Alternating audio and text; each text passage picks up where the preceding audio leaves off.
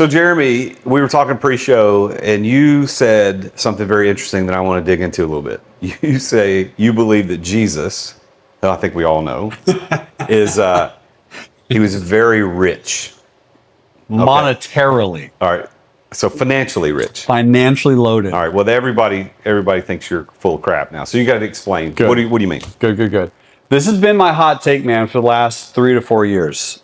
And it all started really with just the study of money. That's probably my specialty if I have one.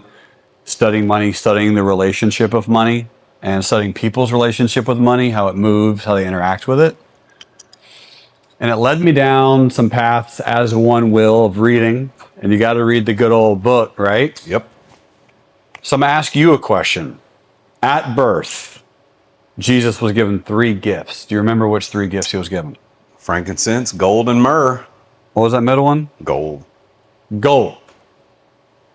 How much gold, Jason? So I used to know this because I was a pastor for a long time. I know. I used to know this, and I honestly have forgotten that. Well, it might be a known amount. At this particular moment in my life, I don't know the amount. I have done some research, and it isn't verified anywhere in the Bible or any other religious text, but there are certain context clues that you can get a general idea that it's probably a decent amount. So I'll give you one of those context clues. So the king at the time, King Herod, was sent these wise men. Fun fact, it also wasn't 3 wise men. It was just wise men. Could have been 2, could have been 200. That's correct. Who knows? I don't know. Could have been a lot more but it's more than one. Wise men. So these wise men were sent from Jerusalem to Bethlehem, which is about 6 miles away. So it's not extremely far. So the reason that's an important context clue is, well, King Herod knew that the person being born was going to be born as the king of the Jews. So he was aware that this was a very, very important person that was being born onto this earth. And so he wanted to make sure that that particular person was given a gift. So these wise men or magi went to Jesus, to his birthplace in the manger, and provided him with those 3 gifts. Now, in some research, if you are a king, Jason, I want to give you a gift. I'm like, hey, man, you're a pretty good king. Welcome to kingship. I like you. Yeah. Blessings on your family. 50 pounds of gold. That's a lot, dude. Yeah. That's a lot of gold. And when you talk about 50 pounds, it's like, well, if there were more than, let's say, 3 wise men and they were on camels and they only had to go 6 miles, could it have been farther? Or could it have been more gold? The answer is it could have been. It's a possibility. So then we have to imagine, like, what if they brought 2 humongous cases, each were 50 pounds and had 100 pounds of gold? Is that also a possibility? Awesome. You have to say, sure. But at the same time, 2,000 years ago, frankincense and myrrh also weren't the cheapest, easiest things to come around with. And fun fact, they're still not to this day. You don't know how to make frankincense. I don't know how to make myrrh. And Justin over there doesn't know how to buy it. So it's pretty hard to track down those 2 spices, specifically back then in the desert. They're hard to come by as well. So when you start with that thought in mind that Jesus at birth was given so much because he was worth it, and he didn't have to do anything at all except exist to receive so much blessings and monetary backing, that it starts to make you shift some of the we have to grind, toil, work, stress, strive, hustle, and pursue money in order to have it. It takes that load away. So many people, Jason, they find nobility in poverty. And you'll be very, very familiar with the term, oh, I wasn't born with a silver spoon in my mouth. Mm-hmm. I worked hard for everything I had. Yeah. Jesus was born with a gold spoon in his mouth. And so it starts to create this very unique disposition and distance from the modern day Christian of their fears of wealth and money and impact and shining brightly and not being materialistic, to what a lot of evidence that I've uncovered through 300 plus hours to date of research and Jesus and his ministry and how much money it seems to me that he actually had access to. So I have to admit that I'm my mind is blown a little bit because I'd never thought about those three gifts, right? I mean, Come on, like, baby. because you're right. When he was given frankincense, gold, and myrrh, but that's it. Like, we forget after the Christmas story, I go, well, what happened to that stuff? What did they do with it? And was it just a couple of coins, a couple of shekels? Probably not. Or was it 50 pounds of gold? And that's actually, when you started, my brain was thinking, well, what would have been the appropriate gift for a newborn king, the son of a king at that time? I just saw something on Instagram the other day where some Saudi prince or something had a birthday party. And did you see this? So some Saudi prince, I don't know who it was. It may not have been Saudi. Forgive me if it's the wrong country. But some Middle Eastern prince, and all the A-listers from around the world showed up, and they gave them like Bugatti Chirons. They gave them, and I think there was a. Well, that's my present for you on this podcast, right? A Bugatti.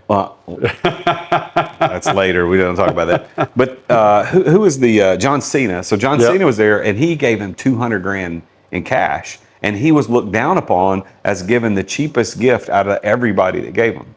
So to put that in context, can you imagine? Yeah, to put that in context. So this prince, who's going to be king, who's worth a gazillion dollars, who doesn't make it to the Forbes list because the real richest people in the world aren't in that magazine.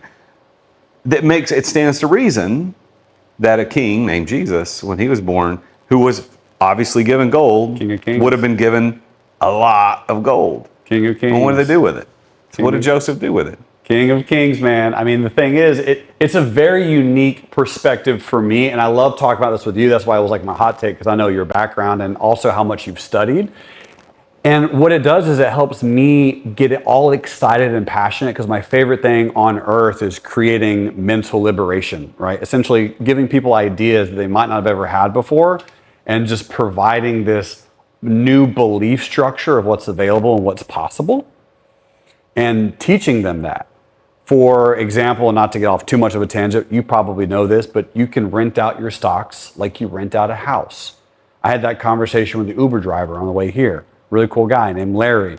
He's retired, 58 years old, owns a mobile billboard service. That's what he does. He has this truck and his billboards on it, and he charges like $1,500 a day for companies to run ads on the billboard. I'm like, amazing, good for you. And then I ask him this, like, hey, did you know you can rent out your stocks like you rent out a house? And he's like, what? One of those like Uber turns. You're very rare to get an Uber turn. I got a full 180. And we just had this really easy, basic conversation. But when you start to piece together these wild concepts that are so right in front of us, that are so obvious, that are so tangible, back to our boy JC, right? There's a story that you're probably very familiar with, the parable of the tenants. Can you regale our listeners, the best of your memory, because I'm not perfect with this one, the tenants and the story that unfolds? Well, is this, if you're talking about the one, I think it's where the vineyard owner rented out the vineyard to someone else, the tenants, and then they were doing so good, and then the owner sent back to receive the rent. Is that what you're talking about? Almost. Okay. The one where they buried the three people. Oh, the talents. Talents. The talents. Okay. Yes. The parable of the talents. Okay, yeah. So they took the talent. So one guy was given 10, one guy was given, I think, 5, and one guy was given 1. And he said, go and reproduce. Who's the guy? The shepherd, or the guy, Jesus, said, go and reproduce, or go profit from this. One guy doubled it to 10 to 20. One guy doubled the 5 to 10. And the guy who had 1 was like, I don't want to lose anything, so I'm just going to put it in the bank and leave it sit in the bank. And then when the guy the master comes back to collect, he said, oh, well, you doubled your 10. Well, here's a bazillion more. And you doubled your 5. Here's a bazillion more. What'd you do with your 1? And the guy says, well, I knew you were a hard master and you didn't want me to lose any money, so I just played it safe and I put it in the bank so that it wouldn't lose any money. And he goes, because you didn't do this, I'm taking from you what you have. I'm giving it to the guy that had 10, and you're going to be put in prison, essentially. That's the quick story. Yes, exactly. So what's fascinating is that parable was told by Jesus. Mm-hmm. Meaning he was able, and maybe this is a real story, maybe it's an educational example, but he is aware, and this story tells a very telling tale that our guy knows how to invest. He is aware of the compounding effects. Yeah. So if he knows that it's even possible, I mean, if I gave you $10 million, $10,000, could you double it? Most people are like, maybe over a certain period of time. But just the fact that he's aware that you can double that amount of money, to me says that not only did he start with so much blessings, but then him and his father, they still worked as carpenters, which that's a great career to this day. Someone who can build, right, carpentry. That's an amazing craft now. So back then, it's even more valuable.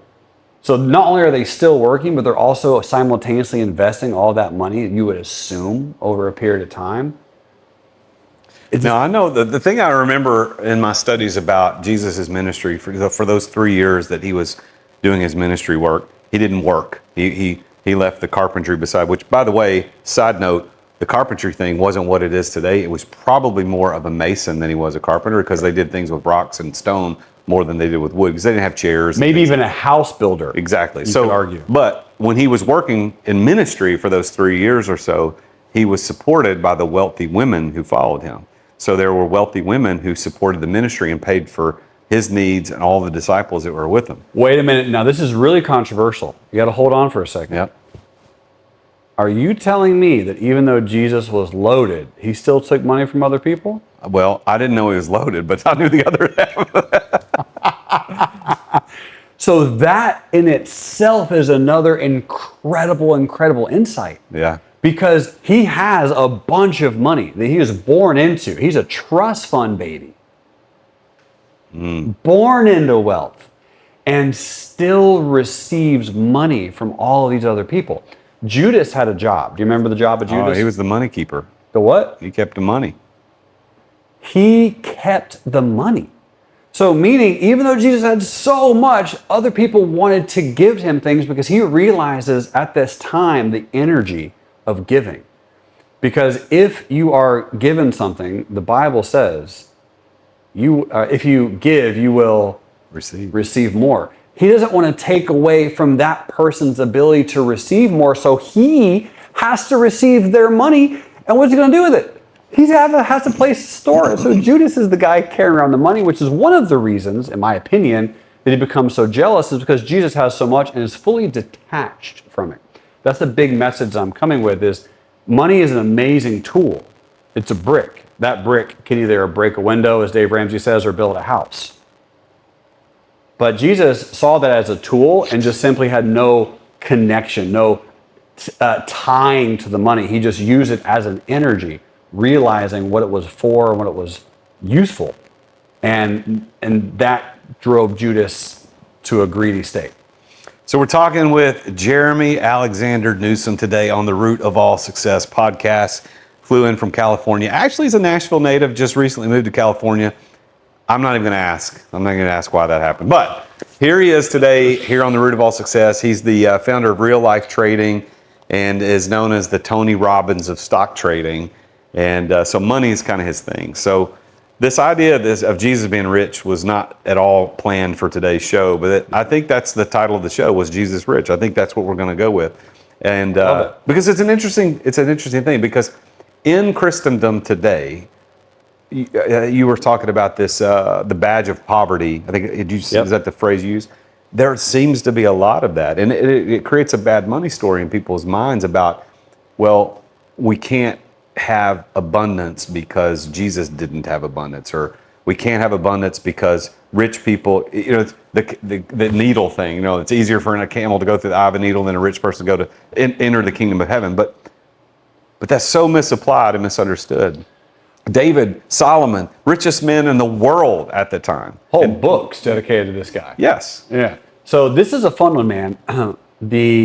It's easier for a camel to go through an eye of a needle than a rich man enter God's kingdom, right? I had many people say, well, this is a direct quote, and there's no reason to get rich while you're on earth. Yeah. And my thought to that, it was really my biggest conundrum, because I've wanted to write this book about Jesus and his monetary physical wealth for so long, but that was one of the linchpins I couldn't figure out. I was driving with my family from somewhere in California. I'm driving in an RV. So we took a 2-month summer vacation, me and the family, all the kids, all piled in this RV and drove around the country. It was amazing. And as I'm driving there on a nothing interesting road, boom, hits me in the head. Like lightning bolt. It's just like, wait a minute. That's the answer. It is that simple. Because Jesus, although he taught in parables, he also used a lot of hyperboles. Let's take a quick break to thank our amazing sponsors for making this podcast possible. I finally got it. It's the brand new Relay credit card. So check it out. I'm gonna do a little unboxing for you so you can check this out. So here we go. Nice little case, kind of like the American Express. You know, they're not playing. They're doing it right. Oh, look at this. There's a quote right inside. It says, "Success is having to worry about every damn thing in the world except money." Johnny Cash. That's pretty good. I've not heard that one. Oh, this is nice. A little thing on the back, up to 1.5% cash back, no annual fees or interest, 30-day billing cycle. And there it is. It's the Relay credit card. It's a Visa. So I'm not going to show you my number, but there it is. Look at that. Boom. Go check out Relay. Go to therealjasonduncan.com/relay, and you could start with one of the best in the world. Thanks for listening to our sponsors. Now, back to the show. So hyperbole is something that's so true it's untrue. Meaning, like, don't worry about the splinter in your brother's eye if you have a rafter in your, like, no one's gonna have a rafter in their eye. This giant piece of wood, like, that's not possible. What we're getting at is the symbolism behind it. So many people think that the eye of a needle that a camel can go through is simply put some type of wall or gate in Jerusalem, and they're like, if the camel gets small enough, maybe you can shove them in there. So they wanted to make it a literal statement, which I'm not going to disagree that can't be a possibility. My thesis is simply, what if it's real, right? What if Jesus is saying you can't get into God's kingdom, right? It's impossible to get into God's kingdom rich. Because when you die, you can't take anything with you. And that's how you get into God's kingdom. You're not going into heaven unless you're dead. So once you die, you then go into God's kingdom, because once you die, you lose all of your monetary and material riches. Therefore, equation is solved. All is well in the world. You can't get into God's kingdom rich because you're going to die. Can't take it with you. So have as much as you want here, because once you die, bye-bye, right? It's gone anyway. And that was such a beautiful, revelation for me, because at the same instant, so many people battle that phrase, and it is so simple to me and obvious, where it's like, if we all want to go one particular place and we can't get there unless we're dead, you can either enjoy it here and make this your heaven, have as much riches as you want here, or get it there when you're dead. Either way. You know, it's an interesting perspective that came to me a few years ago about investing, because that's your thing. So we're going to talk about that a lot, of course. Yeah. Is that Jesus said, "Do not store up for yourselves treasures on earth, where moth and rust destroy, where thieves break in and steal, but instead store up for yourselves treasures in heaven." Correct. That are eternal. That the word and phrase "store up" is invest. And so what he's saying is, don't invest in things that are going to go away. Invest instead in things that'll translate. Well, what are the only things that translate? It's us. It's humans. It's our souls that translate. So when that clicked for me, I was like, oh, that doesn't. He wasn't meaning don't invest at all. It's a matter of perspective. Like, it's fine to have gold. It's fine to have silver. And I think there's plenty of evidence of that throughout the scriptures. Joseph of Arimathea, who was a follower of Jesus, was a very rich man, and he donated his tomb for Jesus. That was his tomb that they got used to bury him. So it's not about not necessarily investing here. It's about making sure that you're investing in things that translate, because the gold, the silver, the stocks, the bonds, the real estate don't move. But if I take time investing in you, if I take time in investing in an apprentice like Justin, who's behind the camera today, if I take time in investing that's the potential that gets to move into eternity. I totally agree. Because if we think about the book itself, right, the Bible being written, that's an investment. Writing that, the individuals who wrote it not only took time, which is our biggest investment, our biggest asset, but they had to spend some level of money to actually do it. So that in itself is, if you invest in something that is so beautiful and so transcendent, that it can escape time and the passage of time. It can be here for eons or for generations. I totally agree with your point. I think that was really the message behind that is, if you are investing, the best return that you will ever make, the best investments that you'll ever make, are things that will last many, many, many years, that cannot get eaten by rodents or moths over this period of 10 years. Don't put all of your money into something that can vanish, but put more of your money into something that can last for eternity. Yeah. But even that, do we still have 5 more minutes on this topic? Oh yeah. You're going to love this. We got a lot more time than that. Even that. So when Jesus said, don't invest in things like they can get eaten by moths. Do you remember the story when Jesus was on his way to Jairus' house? Jairus was the father of the daughter who was sick, and he was going to go and produce one of the greatest miracles in the Bible, right? Returning this teenage girl from the dead. On his way there, like 3 verses before he gets to Jairus' house, this woman reaches out and touches and grabs Jesus' cloak as he's walking through an entire group of people. Big crowd. Huge crowd of people, and she gets healed, I believe, of 12 years of bleeding. Yep. Instantly. And he turns to the woman and says, you had so much faith, I'm paraphrasing a little bit, but you had so much faith, you had so much conviction, you had so much belief in me, that it was your belief and your faith that healed you. Now, to me, my question when I read that is, how did she know that it was Jesus' garment that she was grabbing to have that level of conviction and certainty? Unless he had a really, really nice outfit on. Like he spent money on his clothing.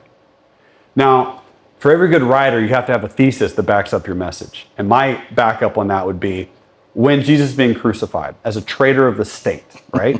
Roman guards were doing something. I know where you're going. I know you do.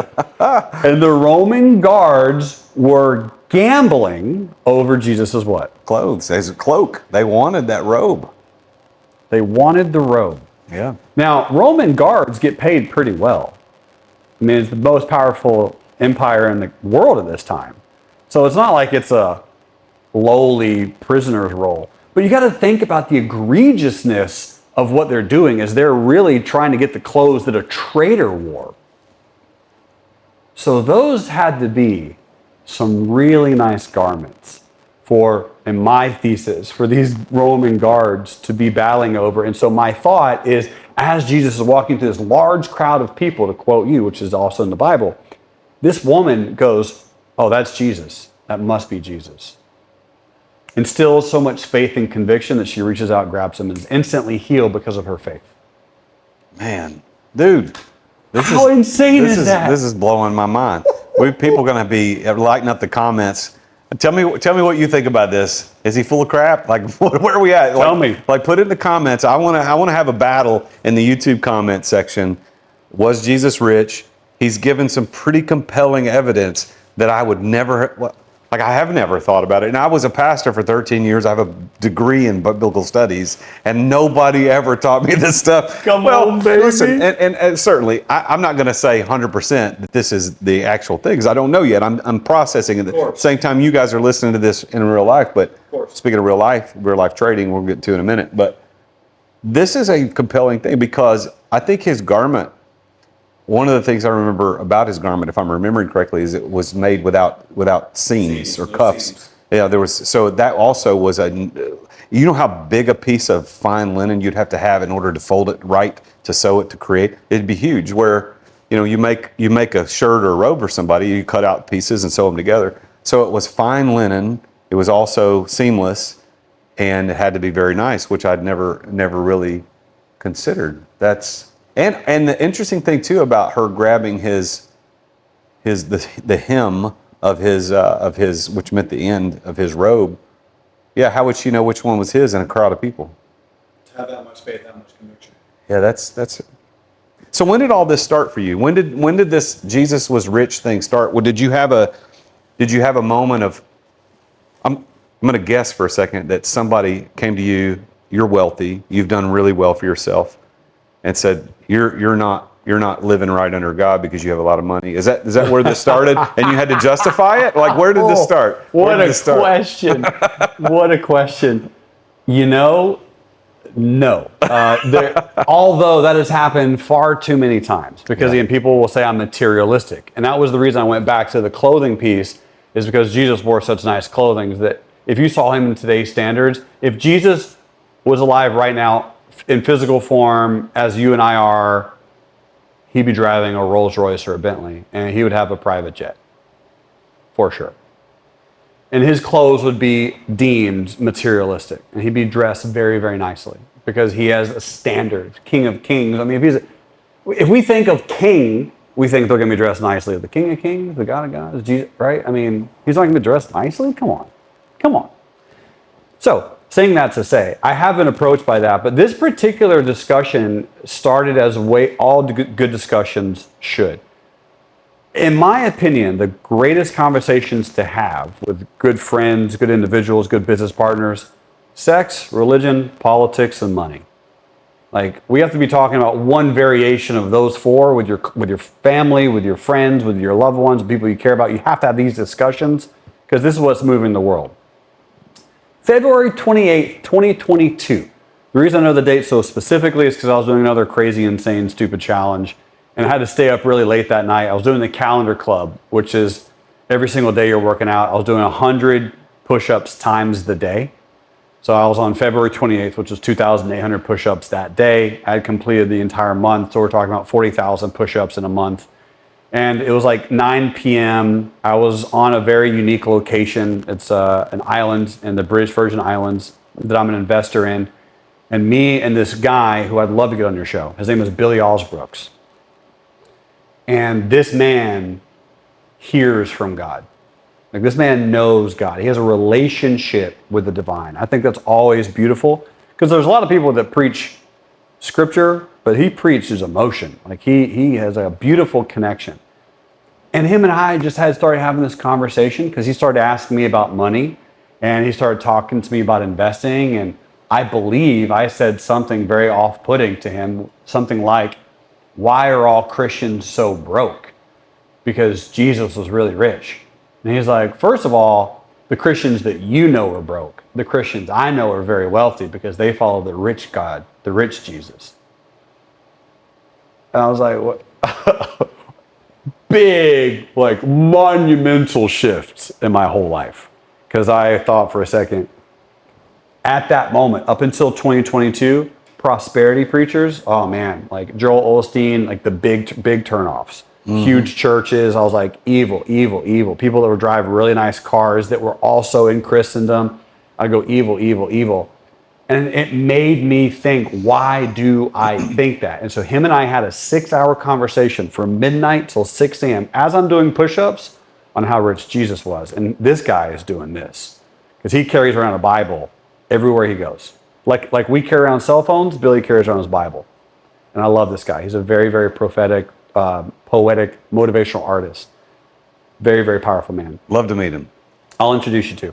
And so just this conversation was just really, really in depth and beautiful. And it just showed me how much I didn't know, because he kept proving me over and over and over how wrong I was about Christians being poor and broke.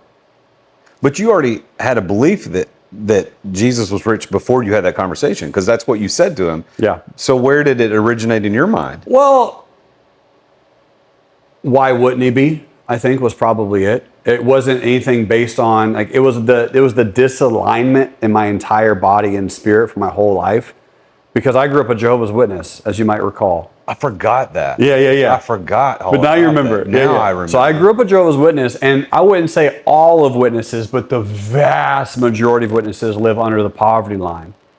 And we are taught that there's no reason to have money, right? Don't store up things on earth because moths are going to eat them, and we're all going to die next week anyway when Jesus comes back and kills everybody in the largest genocide of all time. So there's no point in doing anything for tomorrow. And so that message was ingrained in me, but I was always like, why would a loving God do that? And so I just always had this disalignment where I just couldn't figure out why I was being told that God and Jesus and the whole world and this whole religion wanted you to be so poor, Because I couldn't do anything, Jason, when I was poor. I wanted to help people. But guess what I was doing?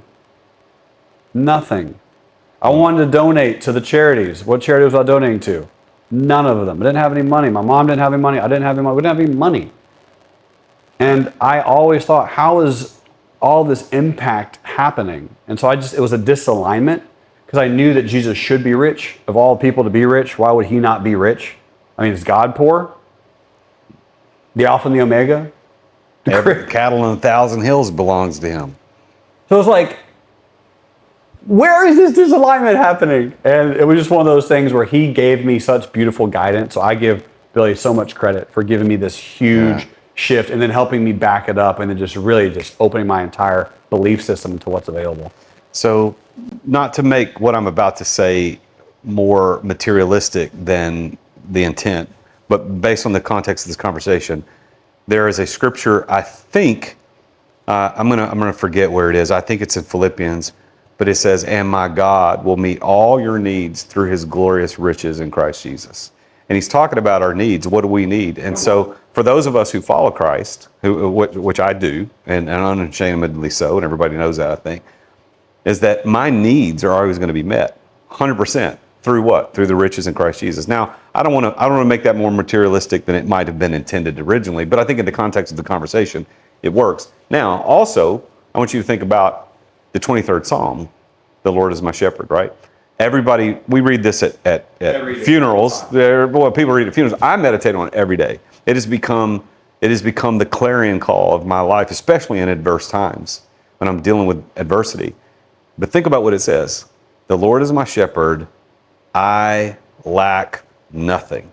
Now, "I shall not want" is the way most people are, but we don't talk like that.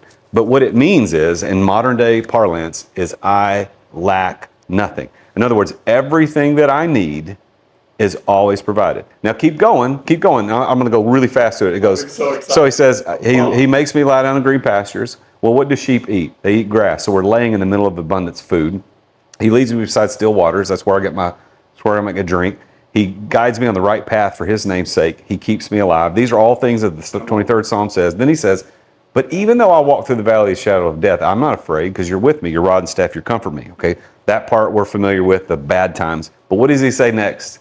He says, "You prepare a table for me in the presence of my enemies." So in the middle of all the crap that's hitting the fan, I have abundant food. Then he says, "You anoint my head with oil," which is an expensive way to refresh and rejuvenate people. And then he says, "My cup overflows." So I meditate on this every day of my life. And in the context of this conversation, it's even more rich and full because it is about anti-lack. Now let's think about modern followers of Christ. Mother Teresa being the one that comes to mind first. Poor, yes, no. Access, but personal riches, none. Personal riches had none to her name. But access to the wealth of the Catholic Church was a whole nother conversation we're not getting into. But you can't do major things without capital. Human capital, financial capital, emotional capital, whatever it happens to be. Some level of capital. And to agree with your point, Jason, if we think about wanting or needing, all right, you said all my needs are met. All my needs have been met. I always love to challenge people with, okay, take your life as it is now, and I want you and all the listeners to do this as well. Take your life right now, 20 seconds, close your eyes, and just visualize how much money, net worth you have. Whatever number it is, all numbers are good numbers. Let's say it's $1 million, right? Your whole net worth, retirement accounts, house equity, cars, gold in your safe. All right, you can open your eyes. So now that we have that number, I want you to donate half of it. And what most people do almost instantly is they go into a place of panic. They go into a place of fear because they go, lack, scarcity. If I give half of my net worth away, I'll have half as much. I will not have nearly as much as I have now until they have what? That attachment. Yep. Once we begin to remove that attachment and we truly start giving, you begin to do what I call slip into faith. Because fear is what if. Faith is even if. Even if I have half of my money, and I give half of my money away to this amazing organization, charity, nonprofit, I know the Bible says my needs will always be taken care of.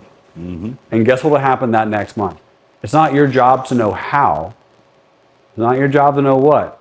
But I have heard and seen and felt and personally experienced so many examples where you will get something back, if not greater, pretty quickly. And so you have a hard time when you start experiencing wealth of giving your money away. Because the more you give, the more you receive. And that's a formula. It is a formula for success because you start challenging people's emotional connection to money if they're forced to begin to give some of it away. And it starts creating that compelling, I will always be provided for what I need. When people tell me, oh, I don't need that much, I say donate more. Let's find out. Yeah. The word enough is one of these words that we've weaponized against each other. Agreed. You have enough. You have enough. Well, what is enough? You're fine. What does enough mean? Enough means enough to me is selfish. I actually had a conversation with Brad Lee on his podcast. We talked about this a little bit, and the haters were in the comments. That was terrible. I invite you to leave comments. That helps the algorithm. Yeah. But this idea of enough, like if I just say, well, I just want enough for me, but I have a wife and kids, well, that's selfish because I'm not providing for them. Okay, I just want enough for me and my wife and kids. Well, why is that not selfish? Because there's more people than on the earth than me and my wife and two kids. There's my community. There's the poor of the world that need it. So enough, like what does enough even mean? And where does that line get drawn? Stop? It stops with the people who live in your house. It stops with the people that you're blood related to. So that makes you a bad community member or neighbor, right? What is enough? I only have enough for just to feed my family. That's all I need. Yeah. Well, that may be all you need, but is that all you're supposed to be doing with it? Like there's so many blessings that could be, like money's fake, right? I mean, can we agree that it's a construct we've made up in our brains? Totally. Like money's fake, but it is the medium with which we've all agreed as humans that we're going to, this is the medium by which we're going to exchange value. Yeah. Like you have more money, your net worth is higher than mine. Like, so you have more of that thing we call money than I do. That means by definition, you can do more, whether that's take vacations, invest, give, whatever you want, you can do more than I can do. So if I say, well, I have enough, well, then I can't do as much as you. Well, you shouldn't want to do what he wants to do. Like he's got yachts and planes or whatever. I don't know what you got, but like, okay, but what about giving? Like, what if you gave $10 million away last year? I don't know what you gave. That's between you and God, but don't I want to do that too? This enough word has always bothered me. It's so fun, man. It's a fun challenge. It's exciting because as you start playing around with not only the words, because you know this, our words create our world, right? And so if you're always like saying to yourself, oh, I have enough, I have enough, I have enough, God's gonna be like, all right, well, I guess you got it all figured out then. I'm not gonna give you more because apparently you don't need me. I'm just gonna hang out over here because you got enough. And it's just this fascinating determination, truly, Jason, of where we get constructed and where we learn these things and never challenging them.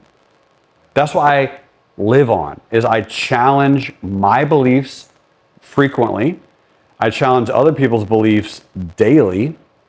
And I really put ourselves into a space of uncomfort and questioning why not, which is a great probably segue into, I'll give people, I love this example when we're talking about wealth and money and abundance and flow and availability and access.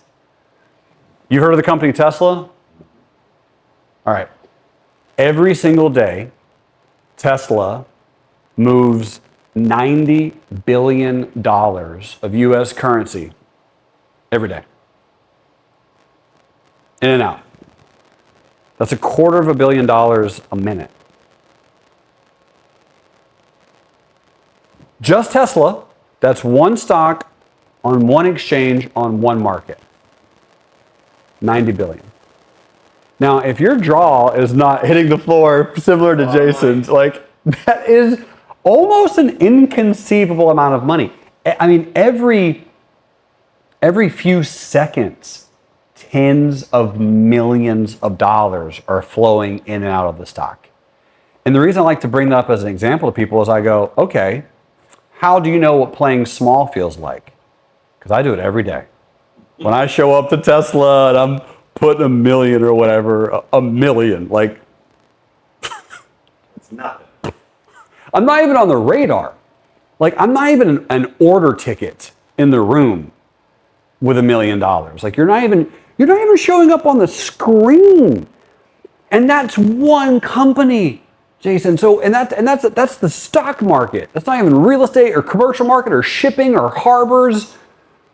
There's so much wealth out there. There's so much wealth. And when you mentioned earlier that money is fake, I would love to argue that most people are in this conversation where they're always dabbling with decimals when we need to converse with commas. And every time you add a comma to your net worth, what you're really doing is adding a digit. And that digit, very often, a lot of people are thinking about is a zero. And zero actually literally represents and signifies nothing. So if you want to go from $1 million to 10 million, what are you doing? You're adding a zero. You're adding nothing at all, which is the definition of what you said earlier. This whole thing is fake anyway. And so it's worth it for us to go into our mind and go, why do I have all these beliefs and fears about the things that I have these beliefs and fears about? Why don't I own this? Why don't I interact with this? Why don't I know anything about venture capital or angel investing or private equity funds? These are things I knew nothing about 3.5 years ago. I'm like, why don't I know anything about that? Why don't I know a lot about SECs and FINRAs and syndications? Like, why can't I go out and raise more money for projects? And that all happened in 2020, right? Fell into my lap. Opportunities to go out and raise capital with a few phone calls for individual projects. And over the last 4 to 5 years, I've done about $80 million of capital raising, which again, sounds like a lot. But I'm the smallest toad in the pond that can't even be found on a map. Like, it's a very small amount of money compared to a lot of people that do $100 million a month of capital raising. Like your boy GC, Grant Cardone, Brad Lee's raised a lot of capital in his past for certain projects. It's amazing at the scope. And so what we get to do is we get to sit back in abundance for a second, Jason, and we get to feel it, and we get to understand prosperity and know that every single person watching this is playing small, myself included, yourself included. We are still playing small. There are still adaptations of fear that we believe, and our mission, my mission, our goal is to figure out ways to move past those. How do we take what we're talking about and not allow it to corrupt us into materialism? Work on it. Work on what that means for us, right? Like, what is the definition of materialism? And when do you need to shape? And when do you need to shift? When do you need to zag? When do you need to zig? Mm-hmm. For me, the way I do it, my brother, is I spend time doing physical activities because the ego doesn't exist after 50 miles on the legs. There's no ego. Your body's just a temple now. You're just. So I love doing endurance sports because your body and the endurance sports are designed accidentally to put your body in a place where it detaches from reality and you only have all of your fears and beliefs and worries and trepidations inside of you. And you start really figuring out what are you actually afraid of. Because for me, when people are saying, hey, you're materialistic, that means, and you're going to love this example, that means that I'm afraid of someone coming up to me and saying, hey, Jerremy, you're greedy. That's a fear. Yeah. I don't want people to think I'm greedy. Guess what? Happens anyway. Happens anyway. Last year, I donated hundreds of thousands of dollars to charities, different nonprofits, different organizations. And I still got called greedy by the people that donated it with me, right? They were a part of this organization that we donated money to these organizations, and I still got called greedy. And it's like, what are you going to do?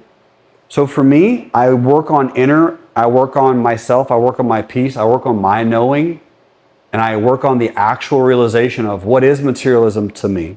Yeah. How do I actually define it? And what ways can I slowly chip away? I heard Shannon Sharp. I really like what he says. I'm not particularly a watch guy because I lose them all the time. Same thing with sunglasses. Like there are some things I just lose, and I'm working on that. It's a habit or a fear or something that I haven't figured out yet. But I lose watches all the time. I lose sunglasses all the time. I lose my wallet all the time. You used to. That's what you need to start thinking I about. need to. I need to start saying that. Yeah. I used to do that very frequently. Yeah. Shannon Sharp said, you wear your watch to tell what time it is. I wear my watch to tell you how valuable my time is. I was like, let's go, Shannon, let's go. Because in my mind, again, at some point in my life, I viewed watches as some type of materialistic pursuit. Yeah. Why would you have a watch when you can just have a cell phone? Now, sometimes it's just personal preference, right? I like some watches better than others. This one's amazing. This one's going to tell me so many pieces of my internal vibration when I go do a race in 36 hours. I'm going to need this thing on. I use it for that particular reason. So if it has a use case, if it has a scenario, but really it comes down to what is your deepest heart desire? What do you actually, truly in this life want? Because if you know what you want and you can start expressing it outwardly more frequently, then you will continue to get rewarded.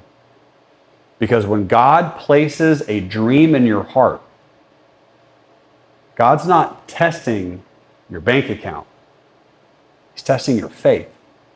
Every dream that every single person have watching this podcast, that dream costs more than their budget.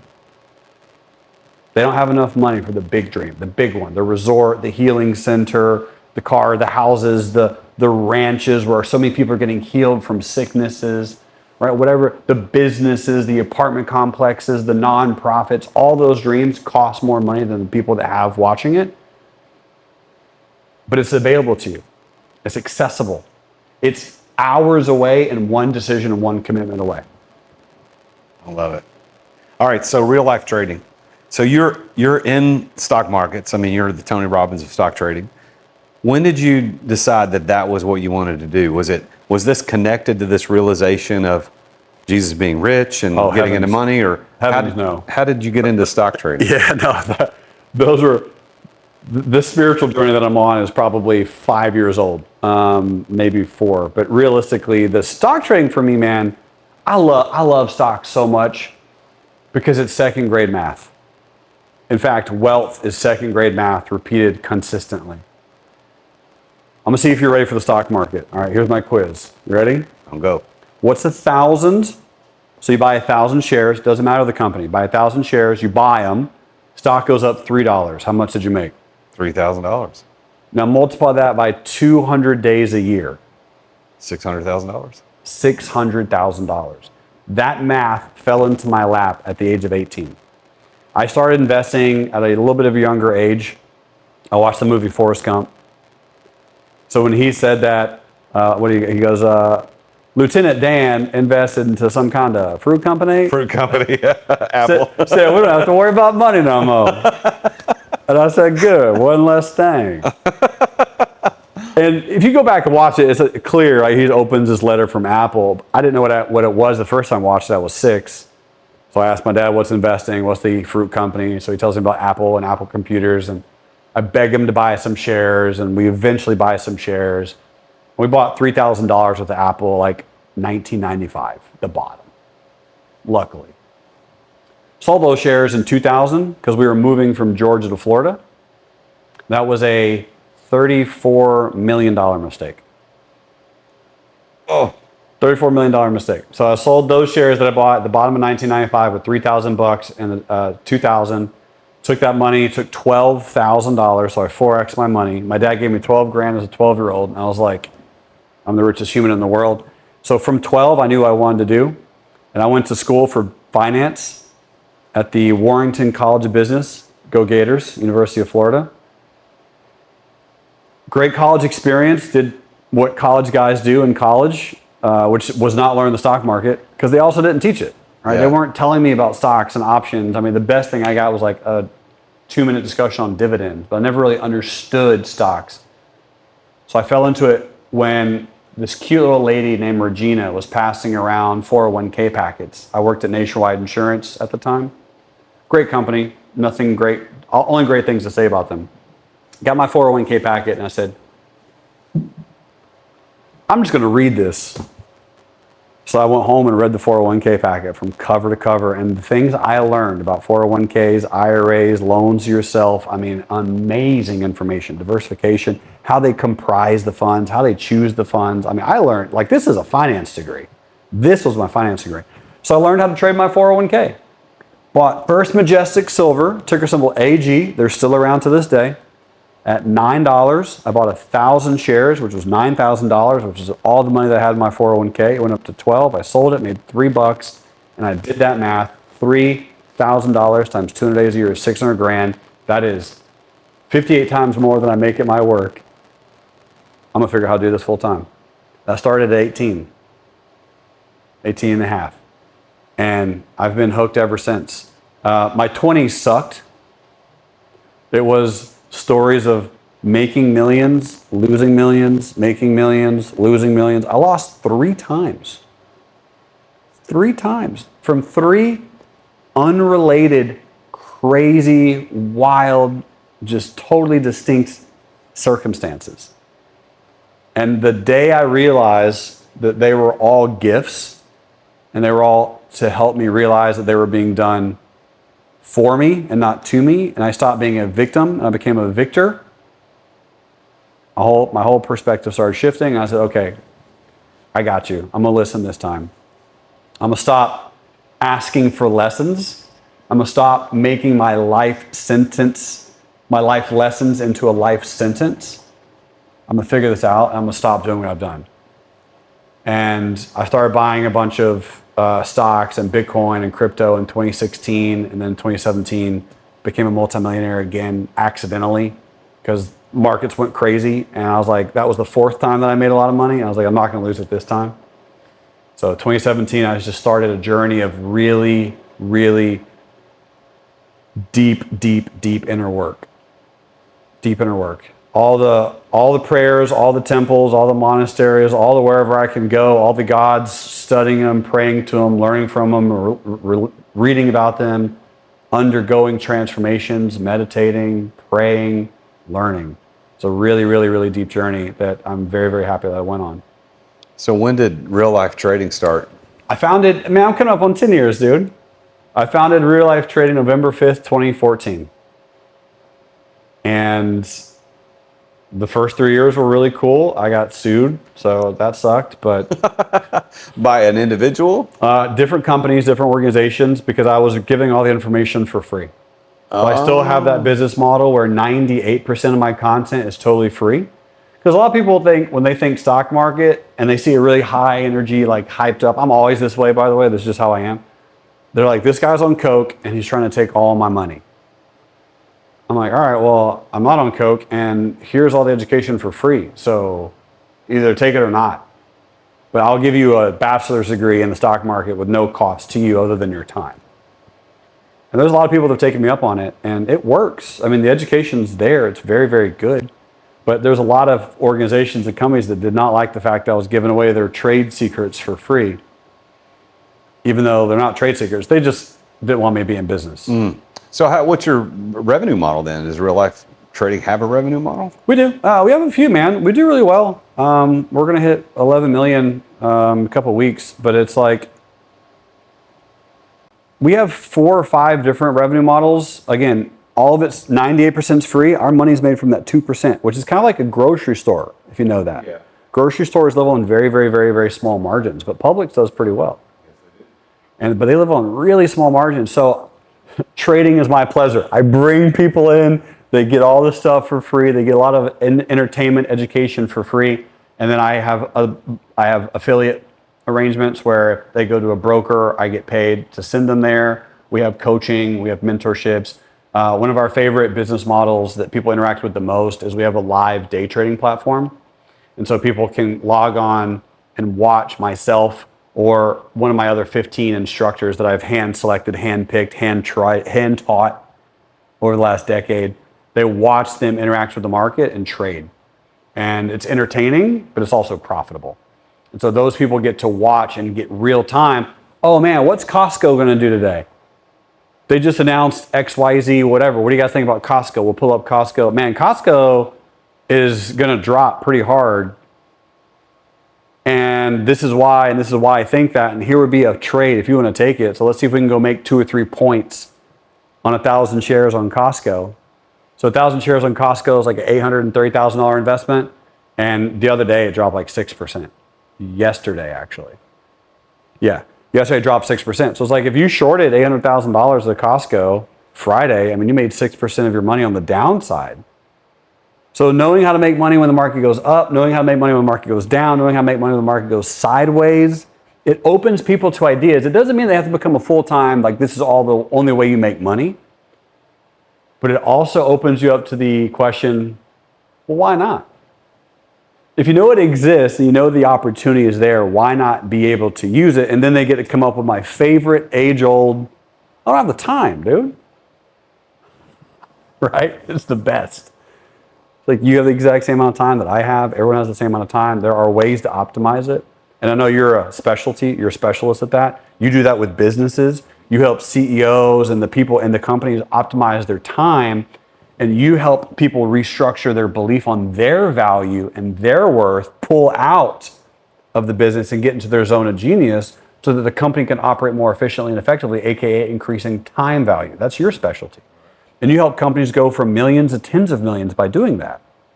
And so ultimately, that's what we do with trading is we let people optimize their time, have as much free education as you can handle. And if at any point in time you want to speed up that learning curve, you can pay for that and we will be happy to work with you. I just watched the other night Dumb Money. What a film. Did you see it? You see it? Of course. I've watched every Justin, stock have you seen this yet? film. I've watched it. Shame on you. You got to watch it. I you. thought about you when I was watching this. I'm talking to my apprentice, Justin, who also does trading work with Jerremy. But yeah, I didn't know anything about the movie. I'd heard about this Robinhood and GameStop thing, but I didn't really know anything about it. So it was really hot here last week. I mean, like oppressively hot weather. So normally I'm sitting out on the back patio hanging out, in the evenings, but it was so hot. So we just sat in the living room and watched the movie, and I turned that one on. And dude, I don't understand half the crap they were talking about. I mean, I get the story, but fascinating, man. I don't want to get into it today because I don't want to waste the time on the show, but I want to talk to you later off show. Like, tell me how this worked. I don't understand the short thing. I don't know how that worked, but great movie. Go watch Dumb Money. Well, it's about the GameStop stock. Can we spend 3 minutes? I bet I can explain shorting to you in 3 minutes. Yeah, do it. So you know how to buy something. Buy at 10, sell at 30. You understand that? No, I don't. I don't know anything about stock. I own no stocks. So it doesn't matter. Stocks is irrelevant. Baseball card. Would you like to buy a baseball card at 10 and sell it at 30? Oh, I didn't understand what you said. Yes, Yeah. 10 to 30, make $20. All day long, right? Gotcha. You'll do that forever. Gotcha. Doesn't matter what you're buying at 10, you're selling at 30, beautiful. Who are you selling it at 30 to? Somebody that wants it. Okay. So now I'm going to pause and let's say that I have a baseball card. We're going to use baseball cards as an example that you know is valuable. But you've also know that Justin has one that he wants to sell. Same baseball card.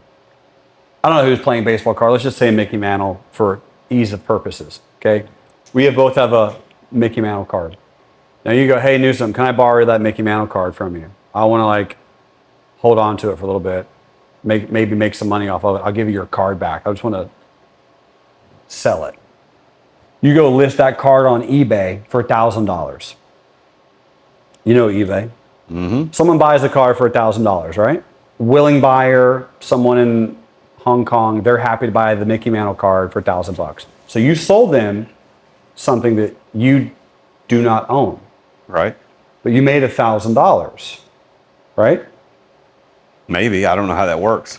Well, no. But I got to give the dude the money back because of his card, right? Yes. So you have $1,000+ but you are negative one card. So then you have to do a math formula. We have to balance out the math. You go and you know that Justin wants to sell his Mickey Mantle card for $500. So what do? So I take my 1,000, buy his for 500, and give the guy the card back. I make $500. That's shorting. That's it. That's literally how it works. Okay. So you sell stock to people that are a willing buyer. So you've heard the term buy low, sell high. Everyone has. What about sell high and buy low? So stock goes up, you sell it, and then if it goes down, you buy it back with all of your cash that you receive from selling it to a bank, hedge fund, who cares, a willing buyer. And then because it doesn't, it can go up. If it goes down, you take all the cash, your $1,000, and you buy it back at a cheaper source, aka the public markets, for a lesser price, and you split the difference. That's shorting. And so that's the reason the hedge fund went out of business, because this dude on Roaring Kitty or whatever his name is ended up Took all the shares. bought all So of them he up. took all the shares. So when they went to go buy the shares back, where are they going to buy the shares? They don't have. They didn't have any. So they had to wait till other people started selling their shares back to the hedge funds at much higher prices. And that's why they shut down the Robin Hood thing. And there you go, buddy. All right, And that's why I'm understanding. My wife and I were like, we don't totally understand this, but that was a great movie. And that's why your buddy Citadel comes in and goes, no. Okay, Robin Hood, we got you. We're going to shut everything down for 2 or 3 days so that no one can transact. We're going to collect all the shares, give you some. Yeah. Definitely some insider stuff. Super sketchy. I hope someone goes to jail over it because it's illegal. And I'm also very happy that Roaring Kitty did what he did. I think that's the markets, man. He didn't do anything illegal.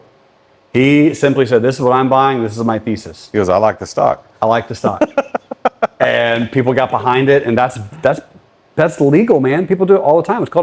It's called insider trading. Some people call it insider trading. Like you have to have insider knowledge that no one else has. He had the knowledge that everyone else had, put his money on the line, and convinced other people to do the same, and just did a math formula. Yeah. Because if you have a limited supply and an increasing demand, what happens to price? Oh, it goes way up. AKA Bitcoin.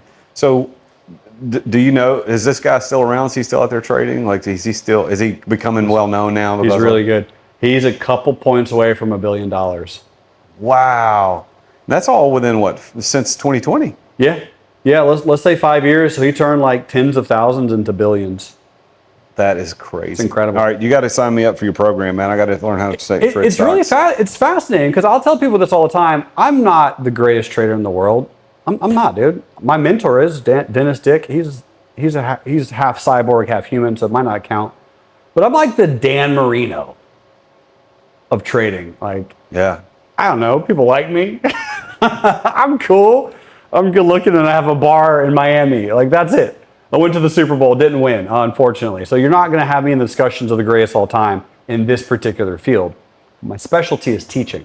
Yeah. I really, really like teaching. If a high school history teacher made $600,000 a year and could travel and do anything that he wanted at any time of the day and teach all of his kids from anywhere in the world, I'd probably be a high school history teacher. I think a lot of people probably will. Yeah. So let me ask you some questions about success. You've been very successful. We've seen this through the conversation that we've had today. People go look you up at reallifetrading.com. What unlocks success for you? Why do you think you've been successful? There has to be one thing, and what is that one thing? I don't want to give you a dumb answer. I actually want to give you a really good answer because this is going to infuriate a lot of people in the comments, which is great for the algorithm, as you said earlier. The very, very, very first thing I did was define success. All right. That was step one. Because if you know what success is, then you can have a target. And if you have a target, you can at least aim for it or hit it. And I did one better. I made success very easy to obtain. Now, a lot of people are going to go, Newsome, you're supposed to make success very hard. Right? Success is supposed to be this 10 years, $10 million. No, I'm successful right now because my definition of success allows me to be. Our definitions create our beliefs, and our beliefs create everything. Yep, everything. So my definition of success is anytime and every time I recognize an opportunity, I am massively successful. I'm gonna get woo for 120 seconds. When I say woo, I mean like spiritual, energetic. If you are something, you attract that thing. The more you are of that thing, you will attract more of that thing. And so what I did, I don't know why or how. Maybe it was an Alan Watts. I used to love watching Alan Watts. I still do. Maybe it was Zig Ziglar. Maybe it was Jim Rohn. Maybe it was Eric Thomas, the hip hop preacher. Maybe it was Les Brown. Maybe it was Tony Robbins. I watched and listened to a lot of mentors. One of them, at some point in time, helped me realize that if I changed my definition to something so easy that I could obtain it instantly, all the time, always, then I would have it all the time, always. And if I had something all the time, always, I don't need more of it because I am it. And when you are something, things will just simply attract to you more because you're now in that frequency and that vibration. And if you start vibrating at the same energy, the things around you will do what? They'll vibrate at that same energy. That's why people love music, because music is a vibration that pierces your soul and changes your emotion. But imagine if you could do that with wealth or with money. And that's what I did. Now, it didn't work until like 2016, 2017, 2018. But I started adopting that mindset at 2013, 2012. So it took me 5 or 6 years for it to really sink in because I had a lot of other definitions that counteracted that one, like materialistic, greed, a few others that I had to like circumnavigate to help me be wealthy, be rich, be attractive, be confident, and be successful. And when I started emulating all those things, I just started attracting more of it. And it was the wildest thing ever, man. Everything just started shifting so quickly. So by that definition, do you consider yourself to be successful? So successful, dude. I'm so successful. It's wild. I love it. Yeah. Now, I want you to put your coach hat on as we close our conversation. Okay. And you want to give some advice to the listeners. What would you say is the best piece of advice? It could be related to anything, but like you've been successful. So what do you advise them to do to also be successful? The best way for someone to have success the fastest is to change their words. It's easy and it's free. My father was the hallmark of this. He had such an eloquent way of speaking. He had such a unique vocabulary, and he'd always say words. People were like, what are you saying? Like he would use the word rambunctious all the time. He's like, why are you so rambunctious? And he just had such a beautiful element to the way he spoke. Shakespeare's working vocabulary was 69,000 words. The current average American has a working vocabulary of 2,300 words. And we'll use 7 words all the time. Like, right? And you start blending in the same words over and over and over and over. You never use anything verbose or beautiful or delicious. So you're always using the exact same words. Now, when listeners hear that, they're going to say, well, that's too easy and that doesn't work. Which I would say, if you stop using the word work and you begin using the word easy more often in your common language, your entire life will begin to shift radically. You might not make as a lot of money early, but you'll start enjoying work more because you no longer work. Now you get paid to play. You get paid to serve. You get paid to create an experience. That's why I told people when I was a waiter. I was a waiter in an Indian restaurant. That was like one of my first jobs in high school. And I would always come up to the table and go, welcome to this experience that's going to change your life. My name is Jerremy. I'd love to serve you today. And I never wrote anything down. I'd always listen to them and take their order and memorize it. And it always wowed people. And guess what? Got a big tip every single time. I mean, my minimum tip was like $60. So when we're talking about the words, people want things to be so difficult and so arduous and challenging. But what if you were born enough?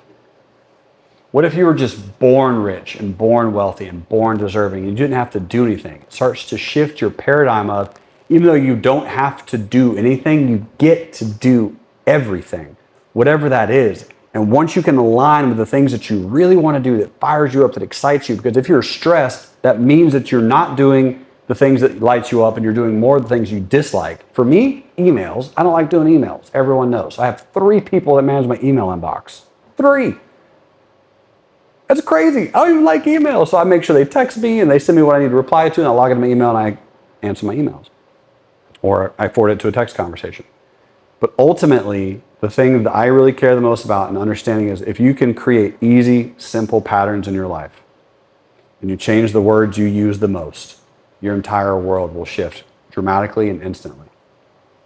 Well, thank you for flying to Nashville and doing this show. This has been a great conversation. Congratulations on your success. Thank you, man. And I wish you even more continued success as you continue to live out the center of your joy, your passion, your purpose. Thank you, as a brother. trader. I love it. The energy is infectious.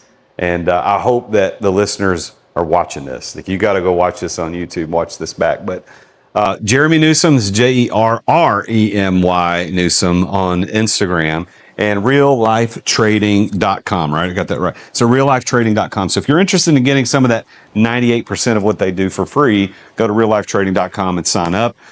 Big thanks to Jerremy for coming out here. We're at the Ariston in Nashville today, recording live and in person. Thank you, listener, for taking the time out of your day to listen to this really crazy, interesting conversation that started off about Jesus being rich. I'm going to have to go back and listen to this again because that was some cool stuff.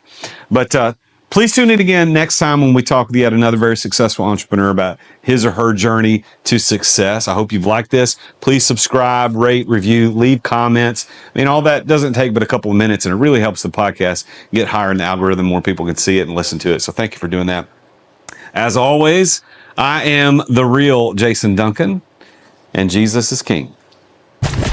Thank you for listening to another edition of The Root of All Success with the real Jason Duncan. If you've enjoyed this week's episode, visit therootofallsuccess.com to access the show notes and other helpful resources. Follow Jason on social media at The Real Jason Duncan. See you again next time here on The Root of All Success.